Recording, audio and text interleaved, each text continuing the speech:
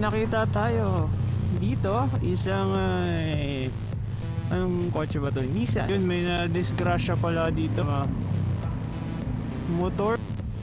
You'll never know. Makita mo na sa email mo, merong anong pitik.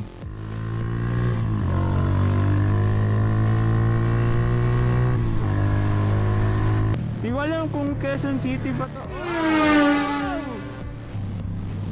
Natanggal yata siya. Ooh. Oy! May ipit ka nga ni. What? Dalawang beses na yan!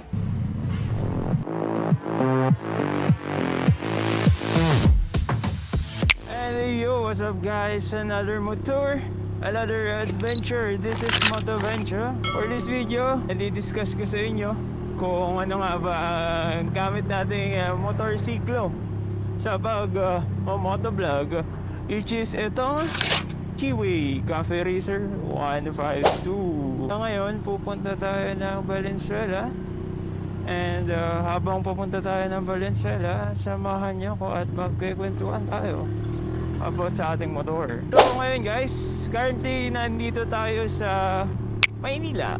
Hindi ko alam exactly saan. Doon tayo dadaan sa Santa Mesa, Manila, going C3 and going EDSA. And punta tayo ng northbound to Valenzuela. May mga magtatanong sa inyo, magkano nga ba ang Kiwi Cafe Racer 152? So bali, ngayon taon, upon checking sa website ng Kiwi, nagkakalaga ang Cafe Racer 152 ng 74,440 pesos SRP. Nangyari, I bought this motorcycle for around 62,220, which is malaki yung nag-gap between I purchased it last 2023, way back nasa province ako. Worth it pa nga ba kumuha ng Kiwi Cafe Racer 152? So, if ever naman you're into looks ng sa motor mo, kung gusto mong pansinin ka, for me, Kiwi Cafe Racer sa stock looks pa lang talaga namang lilingunin ka ng mga riders sa daan. Because of its timeless design, classic look, leeg ang tama. Siyempre, mas lalong lilingunin ka kung fan ka ng mga Cafe Racer build, scrambler, jump style, bobber. Siyempre, kung maibibuild mo yung itong Kiwi Cafe Racer, talagang mas poporma at mas popogi ang motor mo at mas lalo kang lilunginin. So worth it siya kung gano'n ang purpose sa pagmumotor mo. However naman, ang purpose mo, let's say fuel economy, makatipid for day-to-day basis drive sa Manila. Ang Kiwi Cafe Racer 152, nag-go-over siya ng 42 km per liter gas consumption if full stock ang yung motor. Sa case ko, since this is a 3-year-old bike, marami-rami na rin akong naging upgrades. Bali, nakapag-upgrades ako ng tires and sprocket set. Since malaki yung tires natin, hihina yung hatak, carburetor jettings for added power. All in all, ang ating Kiwi Cafe Racer, kumukonsumo siya based on our experience ng 32 kilometers per liter. And of consumption, goods na rin para sa akin.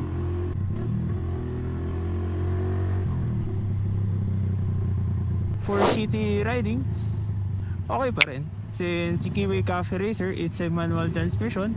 Basta marunong ka mag-clutch, madali mo lang magagamit. Pero since if ever nasa city ride tayo, and mostly madalas rush hour ang lugar ng Manila during weekdays, sorted pa rin na if kukuha kayo ng comfortable motorcycle, yung mga scooter type na motorsiklo para hindi kayo mahirapan kaka gas and go nyo sa traffic and wala nang shifting ng gears manually. So if timeless looks Forma, I highly suggest this. Pero if ever city riding, upon city riding, gagamitin nyo siya pang pasok, parkings, medyo alanganin siya. Kasi masakit sa kamay pag traffic. Bali, nga pala, ang Kiwi Cafe Racer 152 is a 149cc displacement. Registered siya as a cafe racer sa papel. For me, ang based sa experience ko, pumapalo siya if stock 110 km/h. Pero since big tires tayo, sprocket sets big for torque, mamax ko lang siya 105. Ay paano, okay na rin. Itong motor na to, hindi siya built for pabilisan, diba? Since classic bike siya, expect nyo na lang na mas maraming 150cc category na mas mabilis sa kanya. But since itong Kiwi Cafe Racer natin is powered by a carburetor using a carb, bali pwede mo siyang i-customize.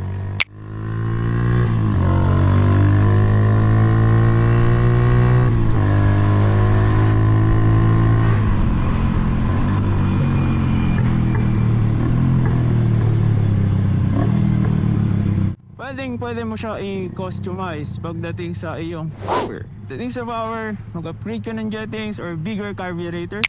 Since ang Kiwi Cafe Racer 152, ang start carburetor niya is 26mm carb. Kung gusto mong dagdag speed and power, I highly suggest mag-upgrade ka into a 28mm carb. Rest assured, madadagdagan yung speed, power, and syempre yung hatak niya si bilis compared sa 26mm carb. Another thing, since this is powered by carb, yung carb versus sa mga scooter na fuel injected, ang nangyayari, mas magastos talaga siya sa gas, lalo kung magbi-bigger carbs tayo like 28mm. But still, sa setup ko, upgraded lang yung jettings para madagdagan natin ng konting hatak kasi malaki yung tires natin. Hindi natin nabawasan talaga ng todo yung gas consumption natin. Kaya kahit pa paano, hindi na rin masakit, 32 kilometers per liter. Kung gagamitin nyo rin itong Kiwi Cafe Racer sa like long rides, since nagamit ko siya Manila to Bicol, matipid siya if long rides. Since pag long rides, hindi masyadong traffic, hindi masyado tayo nagpipipiga sa ating clutch, hindi masyado nagpapalit ng gear, tama yung speed sa gearing natin. Ang nangyayari, mas ride siya pag long ride. Mas okay siya for me. Na-discuss naman natin lahat based on our experience ang motorcycle. Mamaya i-preview ko sa inyo kung ano nga ba itsura ng Kiwi Cafe Racer 152 natin. Tara! Ngayon, nandito tayo sa C3 Road. Bahan lang tayo ng Caloocan. Then ligo tayo going EDSA. At least kahit pa paano may iba naman yung ruta natin, di ba?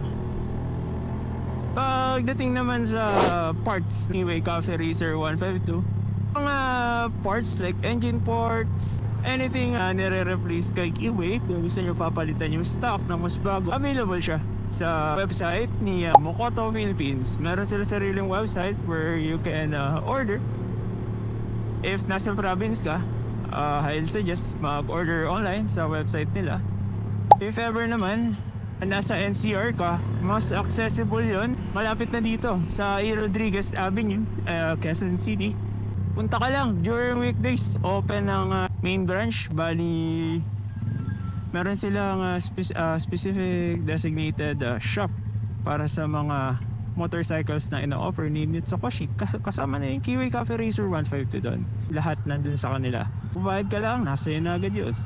Since ilang years na rin naman tong Kiwi Cafe Racer since first launch, sa mga motorcycle shop, may mga compatible other parts ng ibang motor na compatible sa ating Kiwi Cafe Racer 152. Kaya hindi kayo may harapan sa pagpapalit or kung may emergency kayong nasiraan.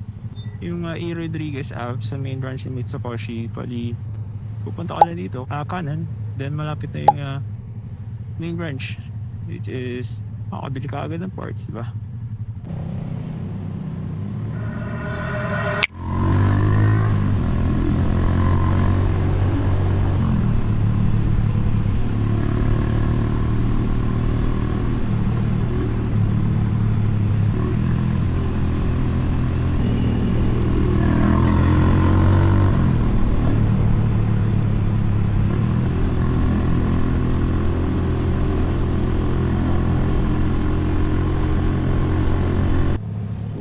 ganda oh.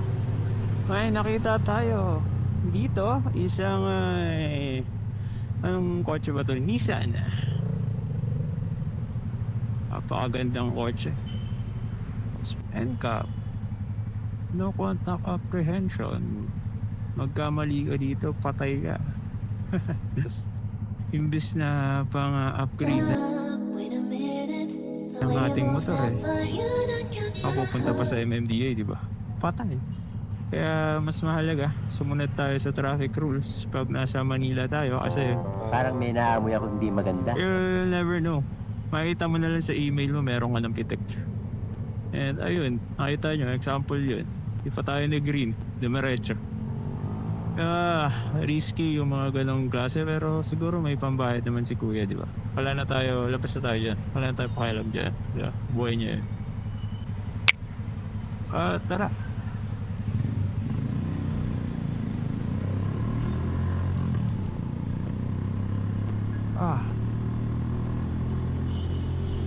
Sobrang tagtag na ng ating shocks.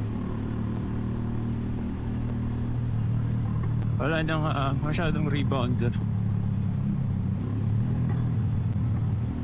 What?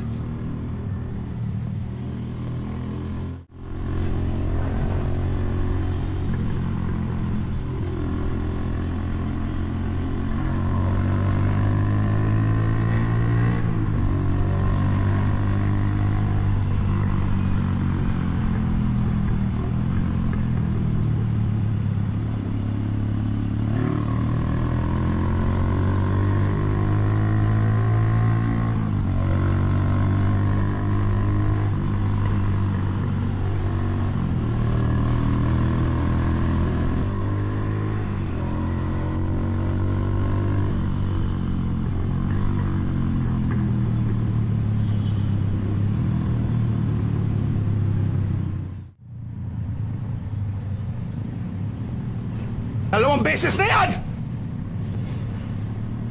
Doon galing gumanon.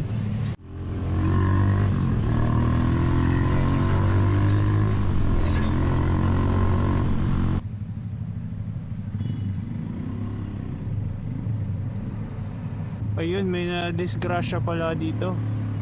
Kaya motor and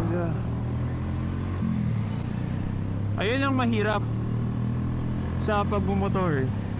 Kita natin yung kanina, which is yung pag-ewang-gewang, hindi alam kung saan yung linya. Ayun yung mahirap dito sa Manila. Pag naka-encounter ka, kahit anong ingat mo, tas naka-encounter ka ng ganong klaseng tao magmaneho sa daan, mahirap na kung hindi ka defensive driver. Kaya sa lahat ng oras, mapamabagal, mabilis kayo, lagi nyo tatandaan yung pagiging defensive driver, napaka-importante niyan. Mabilis or mabagal, be a defensive driver. Mag-iingat kayong lahat sa pagmamaneho, syempre. Ali dito, signal light, going left. Tingin. Diretso.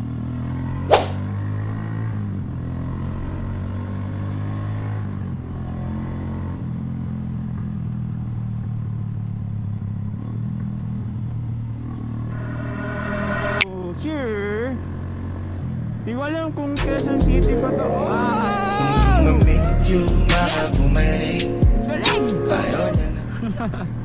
Samahan niyo ako. Dito yan sa may Baysa. Papacheck lang natin. Problem sa brake lights ko. Wala naman actually problem. Hindi lang siya nag-trigger kasi yung bolts dito sa may foot brake ko, natanggal yata sa Lilingunin mo sa highway. Pag nalito ka side face, akin na yung manibela. may ipit ka nga ni.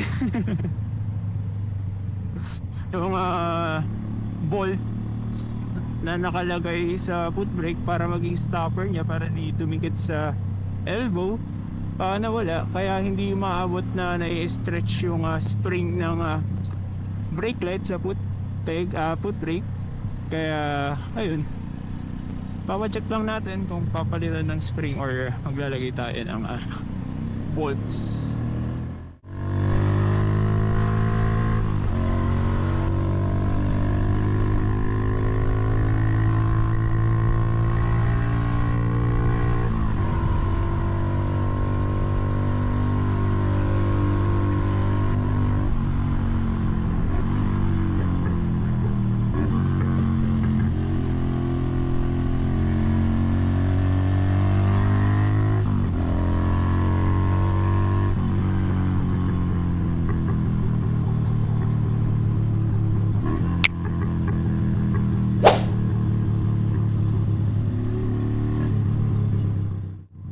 Dito kasi sa paggawaan na to, itong pupuntahan natin. Accessible kasi siya sa tabi lang ng Quirino Highway ba to? I think, Quirino. Tapos, hindi sila, masasungit yung nag-aayos. Tapos, idadaan natin yan dito. Kalila kuya. Yeah. Ayan. Check lang tayo kay kuya. Ganyan si kuya. Ayan. Ano kuya? Ipapacheck ko lang po. Ano kaya problema? Kasi di ko makagat yung ilaw dito pag nagbe-brake. Hindi umaabot yung spring kasi wala na yung tornilyo dito. Stopper. Ano itong brake light switch mo? Gumagana naman siya. Pagkana sa Eto. Pag hinila yung spring, hindi kasi umaabot. That's okay. Sige kuya, iano mo yung spring. Parang ibaba.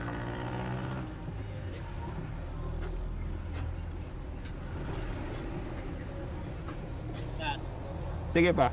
Ayan kuya, gumagana. Ayan, opo. Ayan. Ang ko kuya, ito eh.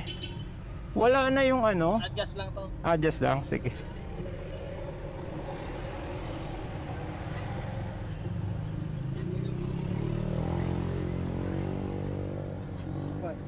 Right.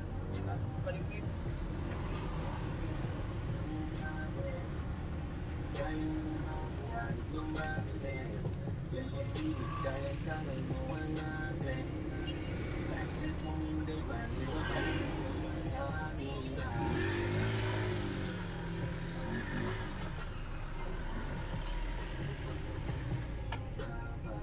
Ayan kuya, okay.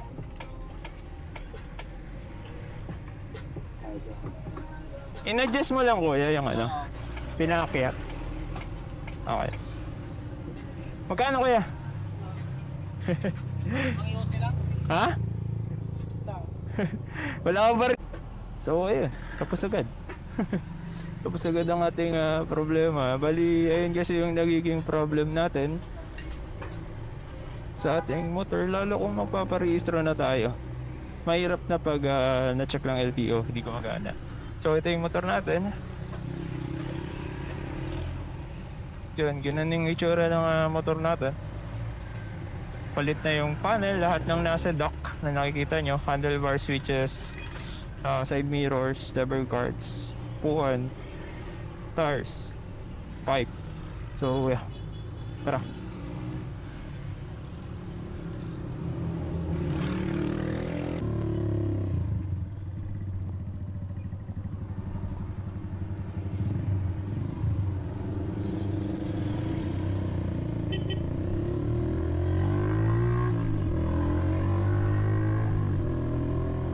Ayun. Tapos agad. Okay na yung brakes natin sa likod. Maluwag lang pala. Uy, yun. Bali, diretso na tayo. Pupuntang Valenzuela. Entering ng EDSA. Going northbound.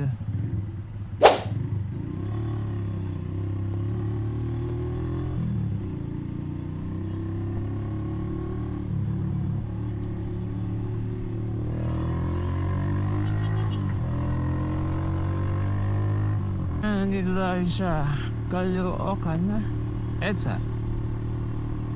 Ilipat tayo bago mag solid yellow lane. At ayun, success ang pag-switch ng lane natin na naka-signal light sa right.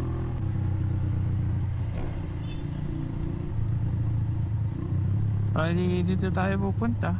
Maraming jeep kasi. Hindi tayo maka-entry.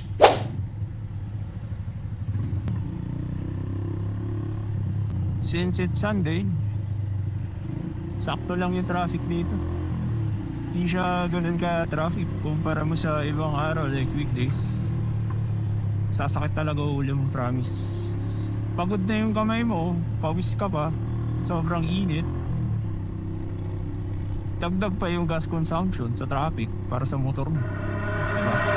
kung mabot ka man sa video to, sa ating YouTube channel, make sure na nakasubscribe and nakaklik yung notification bell para updated ka sa mga upcoming videos. Bali, this is Motovendra. Ingat kayo, ride safe, and peace!